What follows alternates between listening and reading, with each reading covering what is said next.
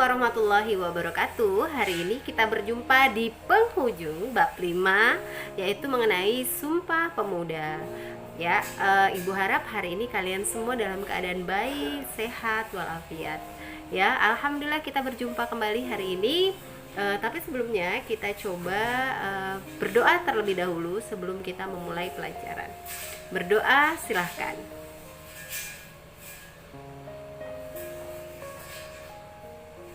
Berdoa selesai.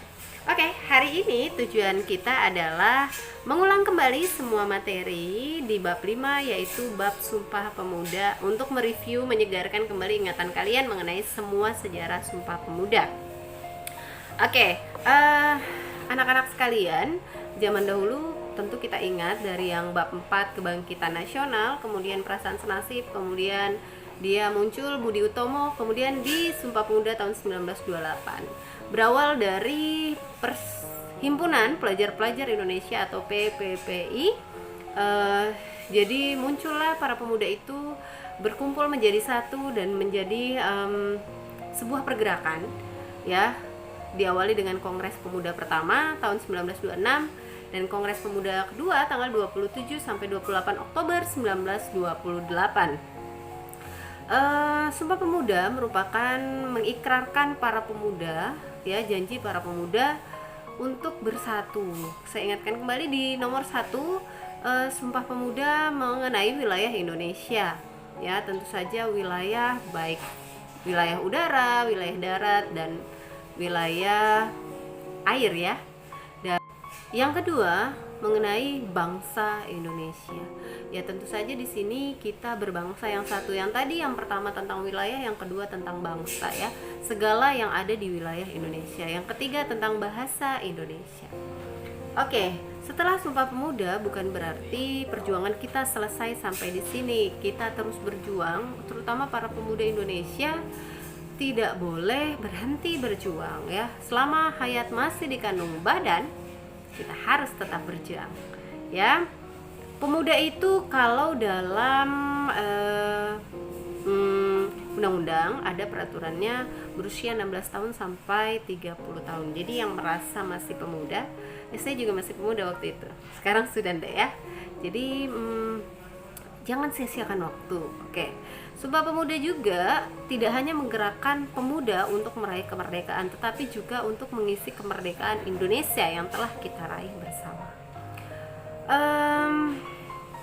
Ada nilai luhur dalam Sumpah Pemuda, yaitu cinta bangsa dan tanah air, persatuan, sikap rela berkorban, mengutamakan kepentingan bangsa, dapat menerima dan menghargai perbedaan, semangat persaudaraan, meningkatkan semangat gotong royong, dan juga kerjasama.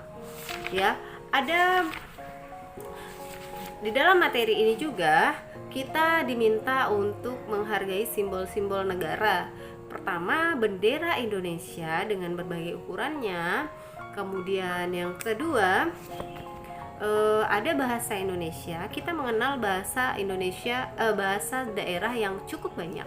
Kita punya suku di Indonesia sekitar 1000 lebihan, ya. Menurut data terakhir ada 1300-an suku. Kemudian ada lambang negara, burung Garuda, ya. Tentu saja di dada burung Garuda itu ada emblem Pancasila yang terdiri dari 5 lambang. Yang terakhir lagu kebangsaan yang pertama kali dinyanyikan oleh para pemuda di acara Sumpah Pemuda, diiringi oleh gesekan biola Bapak W.R. Supratman. Hari ini hanya mereview kembali, mengingatkan kembali betapa bahwa pada zaman dahulu pemuda itu bergerak untuk meraih kebaikan. Ya, tidak ada salahnya, bahkan sangat dianjurkan kita para pemuda zaman sekarang, kalian-kalian di luar sana, walaupun umurnya masih 11, 12, 13, 14, 15, inilah saat-saat emas untuk kalian menggerakkan diri kalian menjadi pemuda yang berfaedah, bermanfaat bagi diri sendiri dan juga bagi lingkungan sekitar. Oke, karena kita barusan selesai PTS, ingat baik-baik, dalam meraih PTS yang baik, tentu saja kita harus ada usaha yang baik, ya. Pada saat kita meraih ilmu, ingat baik-baik, pada saat kita meraih ilmu, di saat itu kita bisa mendapatkan nilai yang baik. Tetapi kalau kita nilai yang baik, kita belum tentu bisa mendapatkan ilmu, gitu ya. Kalau kita punya botol, kita akan bisa dapat air. Tetapi kalau kita punya air tanpa punya botol atau wadah penampung lainnya, akan sulit menampung air. Seperti itu ya. Jadi pada saat kita punya botol, kita bisa menampung air. Tapi kita hanya punya air, nggak punya tempat wadahnya, kita akan sulit untuk mendapatkan air tersebut. Itu yang dimaksud dengan kita belajar untuk ilmu, bukan untuk nilai.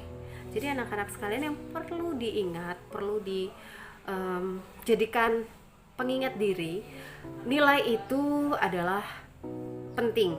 Tetapi yang lebih penting daripada nilai adalah ilmu itu sendiri. Pada saat kamu meraih ilmu, otomatis nilai mengikuti kalian. Hari ini yang saya inginkan adalah, saya ingin kalian membuat yang di halaman 122 sampai 123, yang 122 sampai 123 dan 124 ya. Jadi ini adalah mengenai diri sendiri. Tentu saja antara orang satu dengan orang lain tentu saja berbeda, tidak bisa sama ya. Kemudian di halaman 125 ada uji kompetensi 5 ya, seperti yang saya tampilkan berikut ini. Silakan masukkan di GCR anak-anak sekalian, dan nanti saya masukkan juga survei mengenai apakah kalian paham atau tidak paham dengan materi yang sudah ada di semester 2 yang bab 5 ini ya. Jangan lupa diisi absennya, daftar hadirnya di GCR. Semua dikerjakan di GCR berupa foto. Fotonya tolong lurus ya sayang, jadi enak gurunya mengkoreksi. Untuk hari ini cukup sekian yang Ibu sampaikan. Assalamualaikum warahmatullahi wabarakatuh. Semoga bermanfaat untuk semuanya. Selamat pagi dan tetap semangat.